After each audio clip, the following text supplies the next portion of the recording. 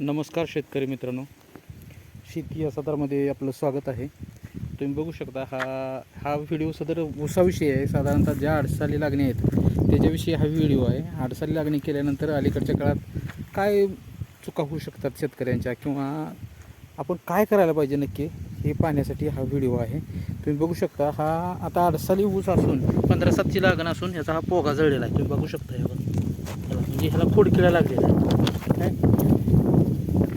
सर्वसाधारणपणे अडसाली ऊसाला खोडकिड्याचा कधी प्रादुर्भाव होत नव्हता, परंतु अलीकडच्या काळामध्ये खोडकिडा अडसाली लागलेलाही जाणवू लागतो. त्यासाठी आपण आता काय करणार आहे, क्लोरिफायरिफॉस यामध्ये देणार आहोत आणि ह्याला 1261 आणि युरिया यामध्ये क्लोरोफायरिफॉस हे टाकून आपण ह्याला ड्रेंचिंग करणार आहोत. कशा पद्धतीने ड्रेंचिंग करण्यात येतं आहे किंवा किती औषध करायचं, काय करायचं हे तुम्हाला मी सांगतो. तुम्हाला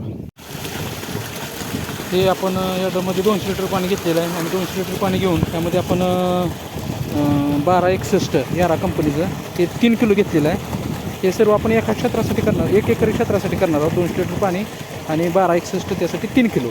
आता यामध्ये युरिया आपण 3 किलो टाकणार आहे आणि नंतर ते क्लोरिफायरिफॉस म्हणून हे कोरांडा टाटाचं कंपनीचा एक कोरांडा इन्सेक्टिसाइड एक आपण 1 लिटर टाकणार आहोत यामध्ये. आणि अशा रीतीनं आपण हे औषध बनवणार आहोत. अशा रीतीनं आपण हे आता यामध्ये टाकत आहोत.